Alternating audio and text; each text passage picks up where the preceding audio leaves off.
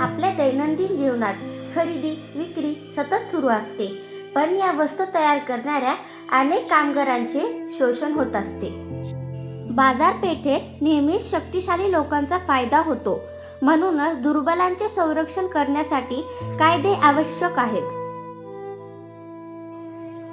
अनेक कामगार दिवसभर कष्ट करतात, पण त्यांना मिळणारे वेतन खूपच कमी असते. ही अन्यायकारक स्थिती टाळण्यासाठी सरकार किमान वेतन निश्चित करते.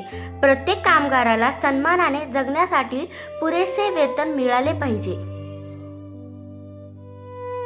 तर कायदे बनवणे पुरेसे नाही, ते काटेकोरपणे अंमलात आणणेही तितकेच महत्त्वाचे आहे.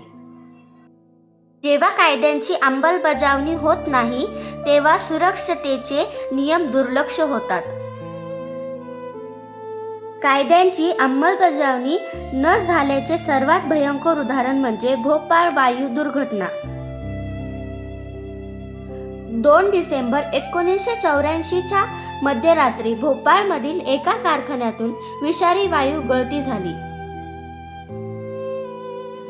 हजारो लोक खोकत धडधडत जागे झाले. लोकांना काय होत आहे हेच कळत नव्हते. काही दिवसात हजारो लोकांचा मृत्यू झाला.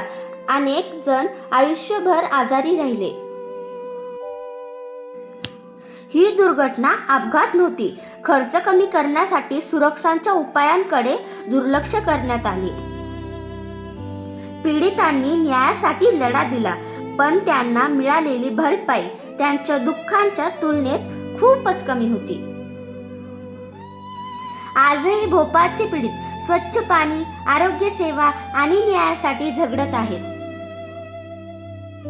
पर्यावरण ही सार्वजनिक सुविधा आहे. स्वच्छ हवा आणि पाणी प्रत्येकाचा हक्क आहे. प्रदूषण करणारे कारखाने बंद केल्यावर अनेक कामगारांचे रोजगार गेले. अनेक वेळा प्रदूषण शहरांपासून दूर गरिबांच्या भागात ढकलले जाते. विकास माणसांच्या आणि निसर्गाच्या विरोधात नसावा. स्वच्छ तंत्रज्ञानाने दोघांचेही संरक्षण होऊ शकते. भोपाळ दुर्घटनेनंतर कठोर पर्यावरणीय कायदे करण्यात आले. प्रदूषण करणाऱ्यांना जबाबदार धरण्यात आले. सर्वोच्च न्यायालयाने स्पष्ट केले की स्वच्छ हवा आणि पाणी हे जीवनाच्या हक्कांचा भाग आहे. मुलांनी शिकावे, काम करू नये. बालमजुरीवर बंदी घालणारे कायदे मुलांचे भविष्य सुरक्षित करतात. कामगार एकत्र आले की त्यांचा आवाज मजबूत होतो. संघटना त्यांना हक्कासाठी उभे राहण्याची ताकद देतात. कायदे न्याय, समानता आणि सन्मानासाठी आहेत. कायद्यांची योग्य अंमलबजावणी झाली तरच खरा सामाजिक न्याय मिळतो.